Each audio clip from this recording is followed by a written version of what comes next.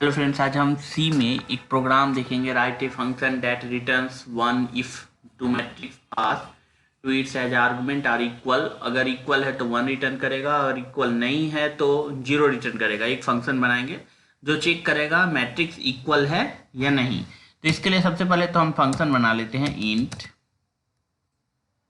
A R underscore equal EQUAL। इसमें हम दो पैरामीटर में पास करेंगे दोनों मैट्रिक्स को। तो इसके लिए हम देते हैं 2 डायमेंशनल एरे, पास कर देते हैं ए, साइज दे देते हैं 3 3 कॉमा इंट बी, इसको भी हम 3 3 कर देते हैं। 3 इंटू 3 मैट्रिक्स होगा।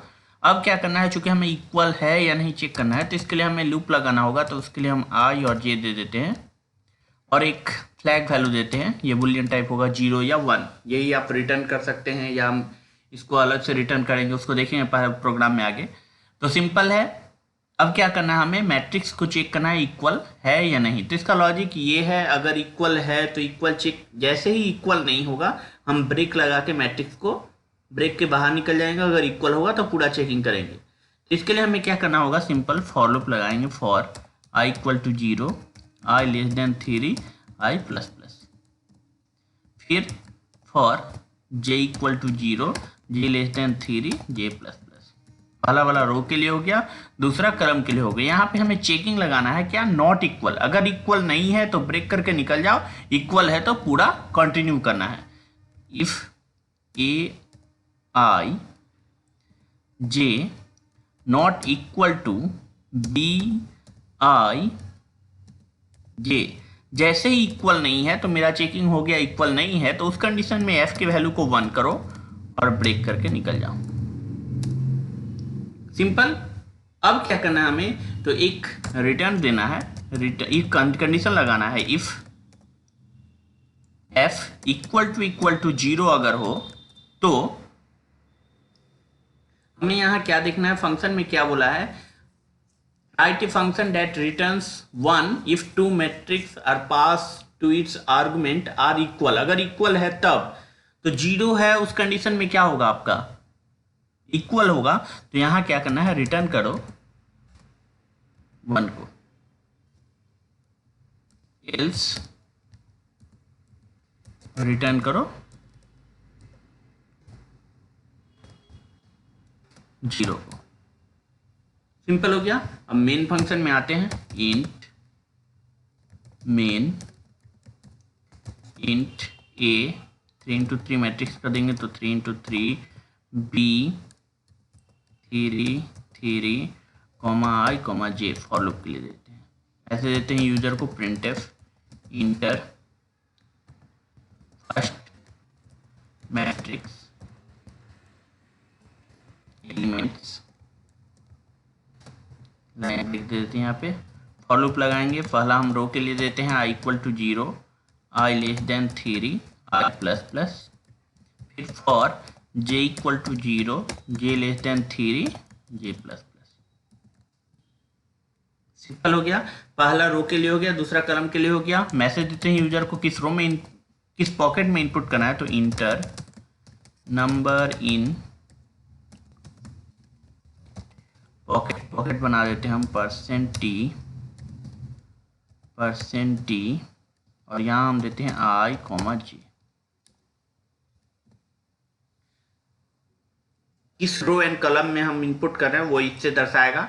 इसके बाद क्या करना है, स्कैनफ की सहायता से स्टोर करना है। तो स्कैनफ %t कॉमा %AI सारे वैल्यू को हम ए में स्टोर कर देंगे। सेम को हम कॉपी कर लेते हैं और बी में इनपुट करवाएंगे। तो इसके लिए इस कॉपी कर लेते हैं हम इसको और फिर पेस्ट कर देते हैं। उसके बाद हम क्या करते हैं, फर्स्ट की जगह यहाँ पे क्या करते हैं, सेकेंड कर देते हैं। सेकेंड कर दिए और जो हम ए में इनपुट करवाए थे स्टोर करते हैं वहां हम बी में स्टोर कर देंगे। अब क्या करना है, हमें मैट्रिक्स को प्रिंट करना है। तो प्रिंट एफ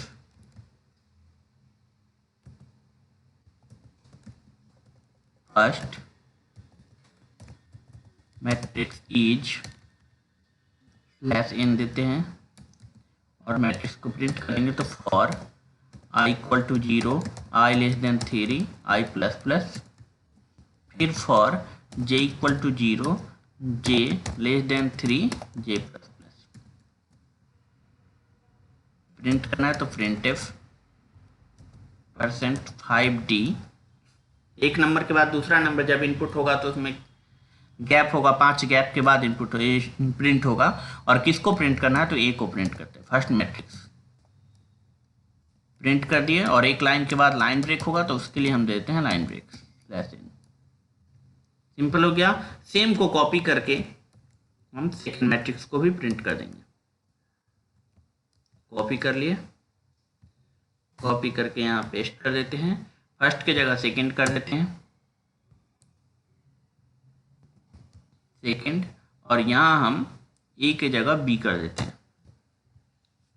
सिंपल। अब क्या करना है, हमें कंडीशन लगाते हैं इफ ए आर, फंक्शन हम बनाए थे ए आर इक्वल, तो A R underscore equal A comma B, अगर इक्वल हो तो उस कंडीशन में इक्वल, सॉरी फंक्शन कॉल कर दिए, क्या आएगा अगर इक्वल टू 1 आए, यानी क्या होगा मेरा printf matrix are equal else printf matrix are not equal. अब इसको हम रन करके देखेंगे।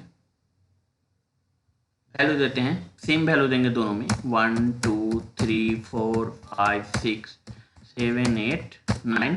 फर्स्ट मैट्रिक्स हो गया, सेकेंड मैट्रिक्स का देंगे सेम, 1 2 3 4 5 6 7 8 9। तो मैट्रिक्स आर इक्वल यहाँ दिखा रहा है, 1 2 3 4 सेम हमने 1 to 9 प्रिंट किए हैं दोनों में, क्योंकि दोनों इक्वल है तो मैट्रिक्स इक्वल दिखा रहा है। इसको अगर हम अलग देते हैं वैल्यू तो इसमें क्या होगा, मैट्रिक्स आर नॉट इक्वल दिखाएगा। तो हम वैल्यू देते हैं 1 4 7 2 5 8 5 8 5 दे देते हैं 6 9 3। दूसरे मैट्रिक्स में हम 1 2 3 4 5 6 7 8 9। तो यहाँ देख सकते हैं चूंकि मैट्रिक्स आर नॉट इक्वल है तो यहाँ matrix are not equal print कर रहा है। तो इस तरह हम आसानी से मैट्रिक्स इक्वल है या नहीं इसको भी प्रिंट कर सकते हैं। और सिंपल जो क्वेश्चन में दिया हुआ है रिटर्न 1 करेगा, अगर इक्वल है तो रिटर्न 1 करेगा और रिटर्न इक्वल नहीं है तो रिटर्न 0 करेगा। तो सेम हम लॉजिक यहाँ पे बैठा सकते हैं। तो फ्रेंड्स, अगर आपको मेरा वीडियो पसंद आता है तो प्लीज़ मेरे चैनल को सब्सक्राइब कीजिए। अगर आपका कोई क्वेश्चन है चाहे किसी भी प्रोग्रामिंग लैंग्वेज से रिलेटेड हो तो आप नीचे डिस्क्रिप्शन में टेलीग्राम ग्रुप है वहाँ ज्वाइन कर सकते हैं, या फेसबुक या इंस्टाग्राम में भी फॉलो कर सकते हैं।